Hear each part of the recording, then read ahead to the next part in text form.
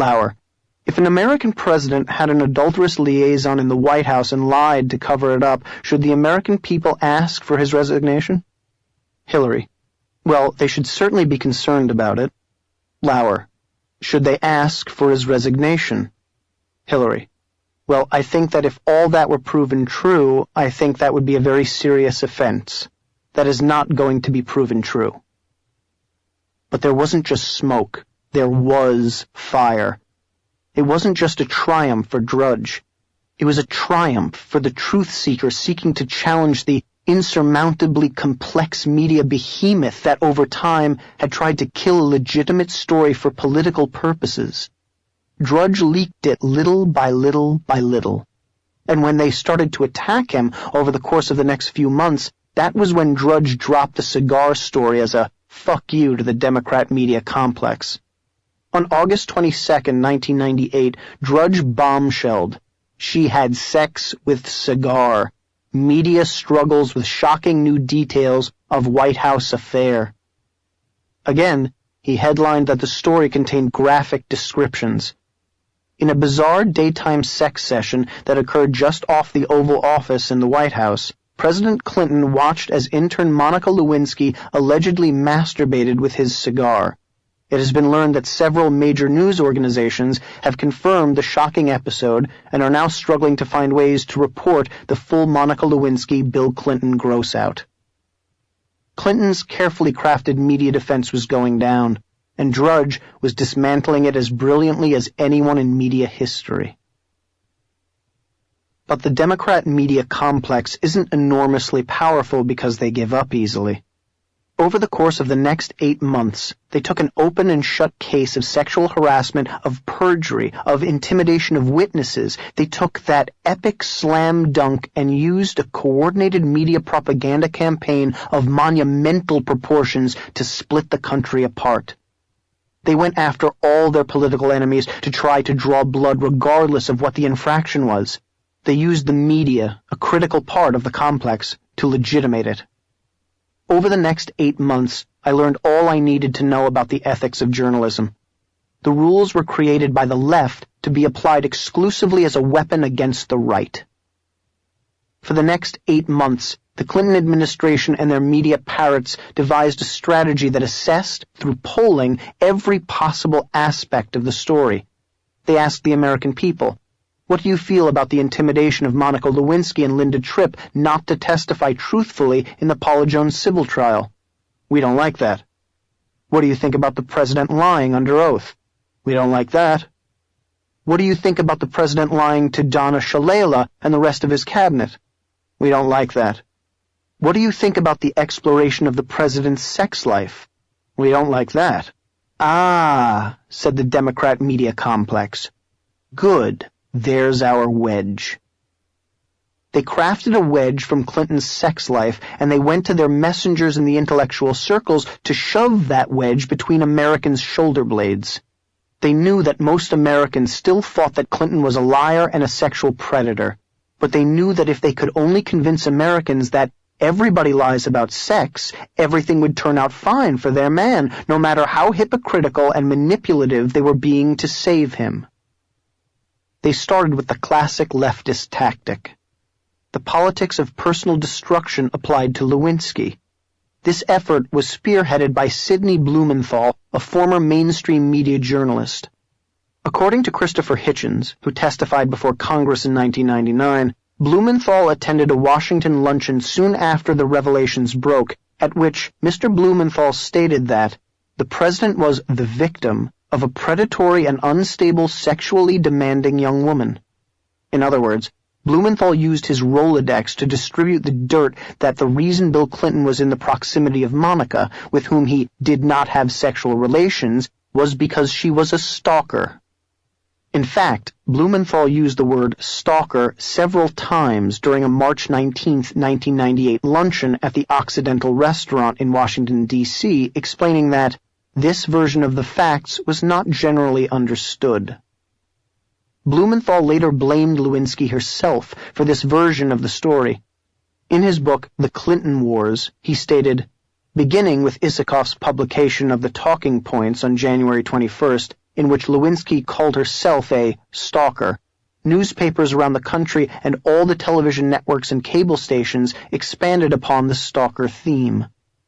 Except that only Blumenthal took that claim seriously enough to actually label Lewinsky a stalker in the menacing rather than colloquial sense. According to Hitchens, Blumenthal told Hitchens' wife that he only gave credence to the stalker account because the president told me.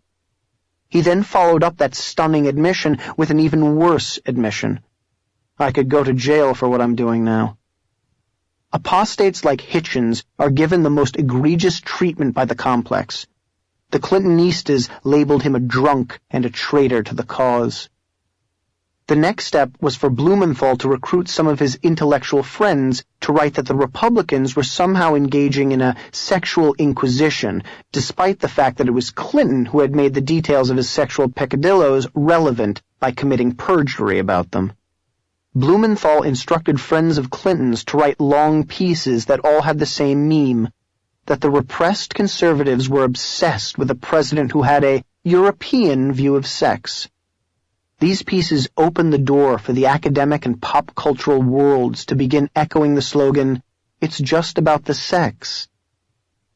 One of Blumenthal's buddies was Colombian Nobel Prize-winning novelist Gabriel Garcia Marquez. On January 30th, 1999, Garcia Marquez penned a piece for the UK Guardian defending Clinton. The title of the piece? Why My Friend Bill Had to Lie. Garcia Marquez began by discussing Clinton's magnetism, then his status as a cultural icon. At 49, he was a glorious survivor of the generation of 68, someone who had smoked dope and sung along to the Beatles, someone who had taken to the streets in protest at the Vietnam War. What any of this had to do with Clinton ejaculating his DNA into and onto a White House intern was left unspoken. At last, Garcia Marquez tackled the question of the hour. Why did Clinton have to lie? Clinton had to lie, Garcia Marquez said, because as Clinton himself told Garcia Marquez, my only enemy is right-wing religious fundamentalism. Then Garcia Marquez got into full bore. Is it right that this exceptional human man should have his place in history distorted because he couldn't find a secluded spot in which to make love? The president only wanted to do what the common man has done behind his wife's back since the world began. Puritan stupidity did not only refuse him that, it withheld his right to deny it. But what of his perjury? Garcia Marquez dismissed it out of hand. Surely it is more dignified to perjure yourself in defense of carnal desire than to condemn love altogether. Clinton was innocent, said Garcia Marquez. The right wing was to blame. Because Puritanism is an insatiable vice that feeds off its own shit. The entire impeachment process has been a sinister plot by fanatics for the personal destruction of a political adversary whose grandeur they could not bear. According to Garcia Marquez, Clinton's enemies were straight from Hawthorne's The Scarlet Letter, and not only that, they were secret racists.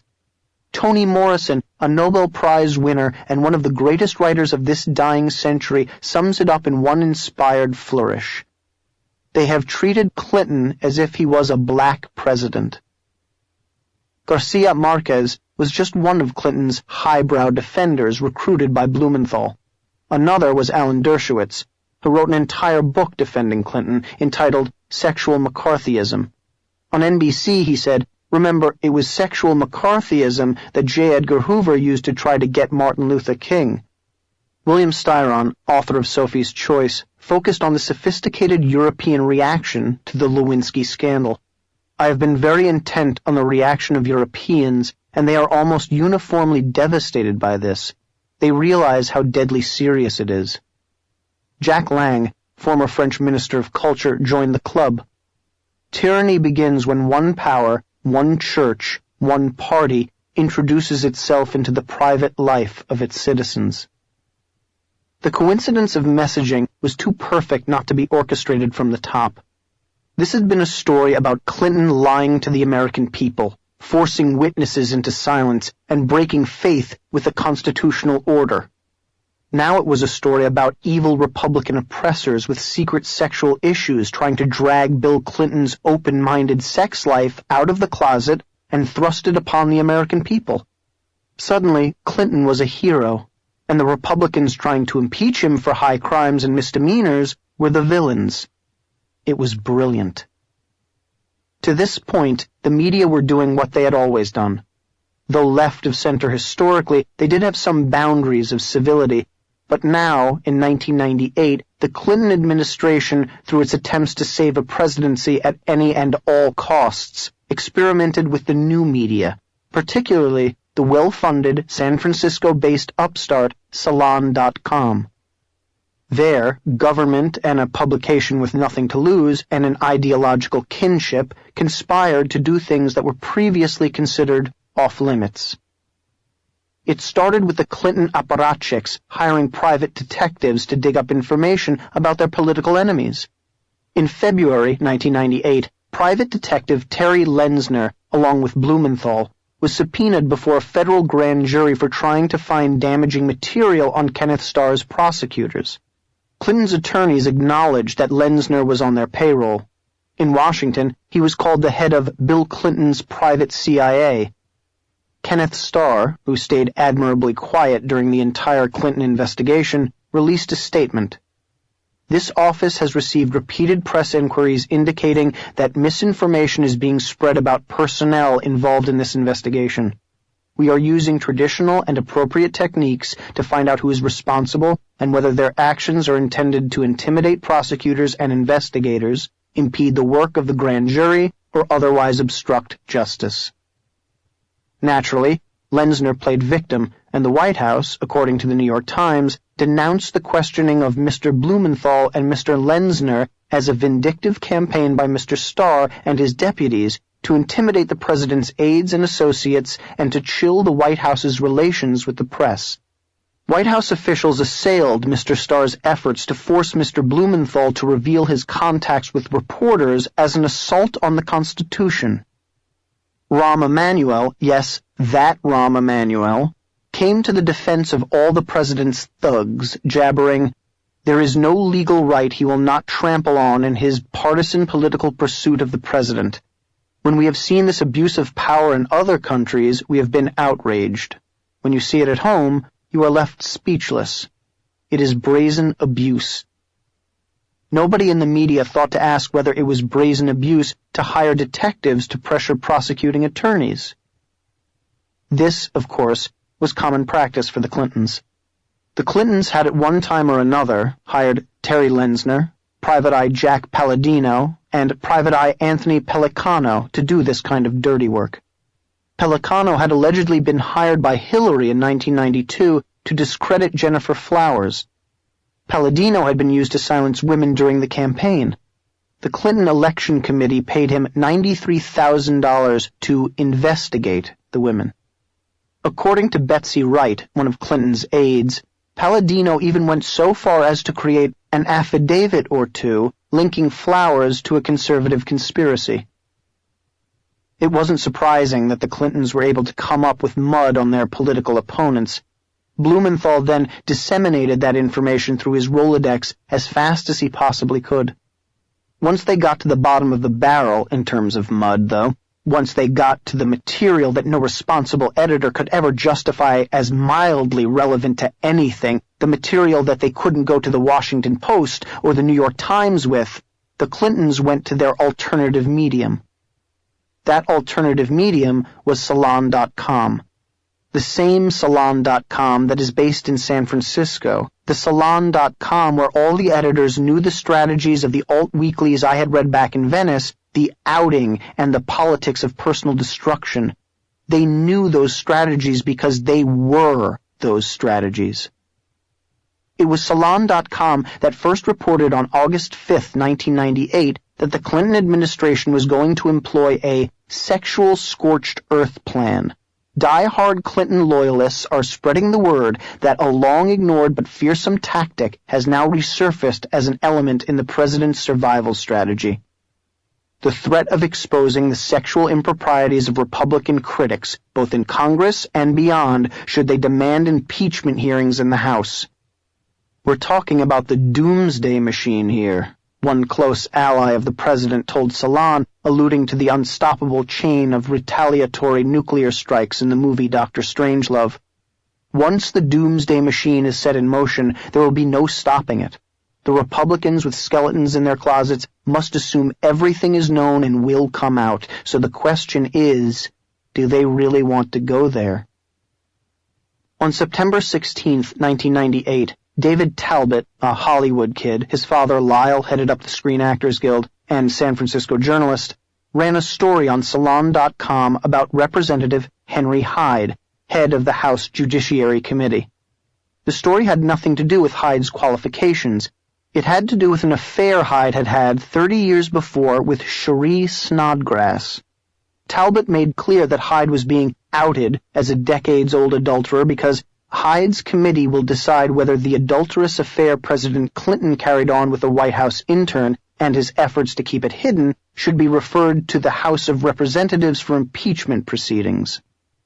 Hyde admitted the 1965 to 1969 affair to Salon.com, but pointed out how irrelevant the story was to anything at issue in the Clinton investigation. "The statute of limitations has long since passed on my youthful indiscretions. The only purpose for this being dredged up now is an obvious attempt to intimidate me, and it won't work." Salon.com even tracked down Cherie's adult daughter, who made clear that she was speaking out because of Hyde's role in the Clinton impeachment. "My mother originally didn't want me to say anything to the press, but she's just so fed up with Hyde, with how two-faced he is. She hates his anti-abortion stuff and all the family values stuff. She thinks he's bad for the country. He's too powerful and he's hypocritical." The editors at Salon.com knew that the Hyde story was totally extraneous to the Clinton situation and that it was a gratuitous smear designed to get Hyde and the rest of the constitutionally mandated impeachment managers to back off Clinton and, more important, to intimidate others from pursuing an honest outcome.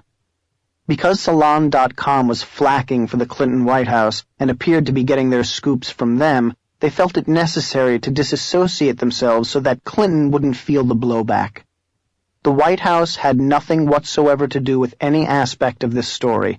We did not receive it from anyone in the White House or in Clinton's political or legal camps, nor did we communicate with them about it. Sure. The truly incredible part of the Salon.com editorial was its explanation of why it would release the information. Where the mainstream media had turned it down flat, even they wouldn't stoop this low, at least not yet. Norm Summer, the supposed source of the scoop, had tried to pitch the story to the Los Angeles Times, the Boston Globe, and the Miami Herald. Salon ran with it. The question again was why? In a different and better world, we would not have released this story. Throughout the tragic farce of the Clinton-Lewinsky scandal, we have strongly argued that the private lives of all Americans, whether they are public figures or not, should remain sacrosanct. But Clinton's enemies have changed the rules. In the brave new world that has been created by the Clinton-Lewinsky scandal, the private lives of public figures are no longer off limits, the editors wrote. This was patent nonsense, of course. If Salon wanted the private lives of public figures to remain private, the worst way to achieve that was by releasing the private details of Henry Hyde's 30 years past sexual liaisons. The real reason was easy. Salon released the information in order to decimate Clinton's detractors.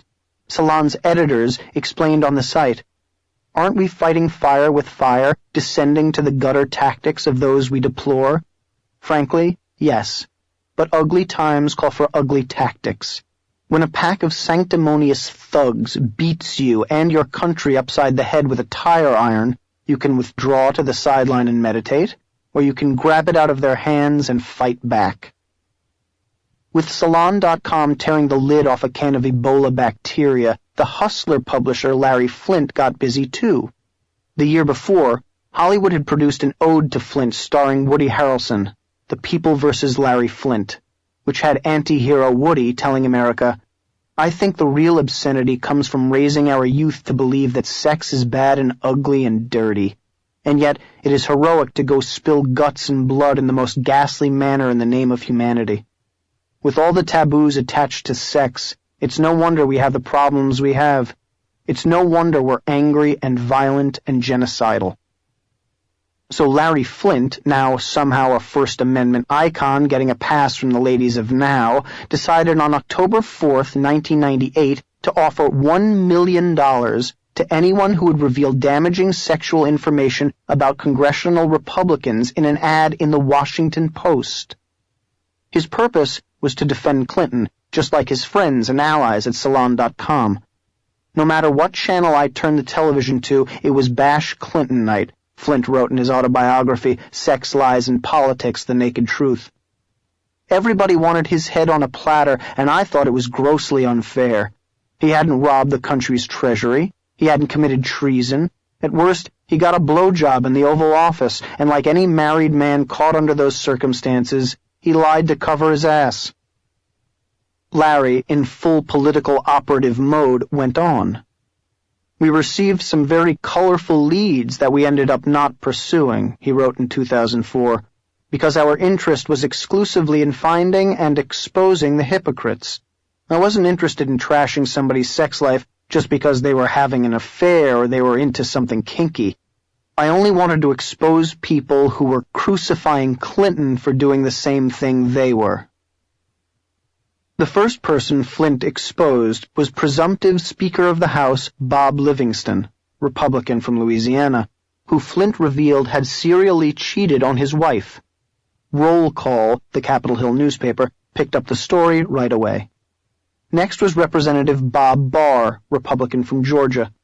Flynt said that Barr had paid for his wife's abortion and committed adultery.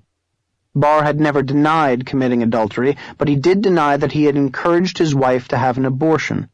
Flynt said that Barr had committed perjury too, except that Barr had refused to answer questions, which is not the same as committing perjury. Barr's scandal was covered everywhere. As this tactic gained momentum, the mainstream media finally decided it was safe to get on board. Representative Helen Chenoweth, Republican from Idaho, admitted to the Idaho Statesman that she had had a long-time sexual relationship with an associate named Vernon Ravenscroft. For being totally unjustifiable as a news story, this was probably the most egregious of these so-called exposés. Chenoweth was single, and she wasn't a member of Congress when she had the sexual liaison. Salon.com chortled. To her regret, she discovered that making your private morality a story by questioning the president's is a really bad campaign idea. Representative Dan Burton, a Republican from Indiana, outed himself he had fathered an illegitimate kid in the 1980s in order to avoid being targeted by Vanity Fair. As Salon.com triumphantly wrote, unnerved by the thoroughness with which independent journalist Russ Baker and others have been probing his apparently active life, Burton outed himself. Believing Baker's piece was going to be in the upcoming Vanity Fair, Burton decided to cryptically pseudo-confess a slew of past sins with a kind of preemptive strike. Americans thought all this was disgusting, just like I did. A poll in the Washington Post showed that only 40% of Americans approved of Flynt's mission to reveal extramarital affairs by Republicans. 57% disapproved. Only 46% of Americans said the mainstream media should report such scandals, with 52% saying no. For the complex, this campaign was the John Philip Sousa Stars and Stripes Forever, the end of the fireworks display on the 4th of July, when you hear pop, pop, pop. Except that when you looked around, you saw bodies strewn all over the place, the bodies of conservatives, and every one of their closeted peccadillos smeared across their corpses. I looked around and said to myself, what the hell just happened? The Republican Party itself refused to acknowledge that it was happening. While the counter-media, the Drudge Report and Lucien Goldberg and Rush Limbaugh, were leading the charge against the campaign, the Republicans, except for those few people who went about their business pursuing the articles of impeachment, ran for the hills. The institutionalized conservative movement, and specifically Newt Gingrich, were conspicuously silent. They knew they were in no position to be going after Clinton for impeachment, even though it was on legal grounds, because they had allowed the left to turn the media narrative into one of sexual inquisition. They didn't want to put themselves in harm's way. The people pushing for impeachment were like today's Tea Partiers, men and women who are pushing their representatives, telling them over and over again, no, you guys have to have courage, and if you're going to be in the battle, you have to know you're going to take bullets too. It was watching the Republican Party run from their responsibility to their constituents in order to save themselves that caused me to cultivate a more limited respect for them. I looked at the one guy who stood up, knowing he'd be isolated, Representative Jim Rogan, Republican from California, and they decimated him even as Republicans fled around him. Rogan was the American dream, a guy who had spent time on welfare, who raised himself up and eventually ended up in Congress, and they destroyed him unmercifully.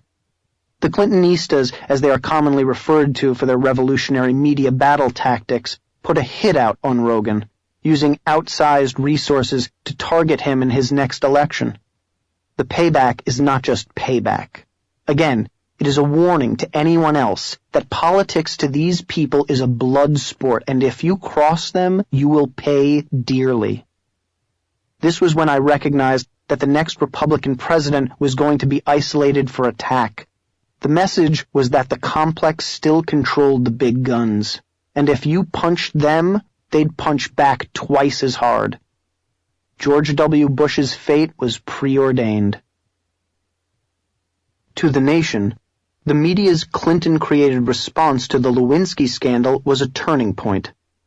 They had been the Edward R. Murrow wannabes, the guys who idolized Woodward and Bernstein. Now they were open partisan hacks, digging up as much dirt as possible whenever possible. That became even more clear to me 2 years later, when, absent the ugly times require ugly measures excuse, Salon.com ran a piece by Dan Savage, the radical gay left columnist from the Pacific Northwest. Savage infiltrated then-presidential candidate Gary Bauer's Iowa campaign at the caucus level and, under the guise of being a conservative Christian, got a job for 1 month to help out. Savage described how, sick in bed watching television, he'd devised his plan. Watching Bauer on MSNBC, he saw Bauer state, "Our society will be destroyed if we say it's okay for a man to marry a man or a woman to marry a woman."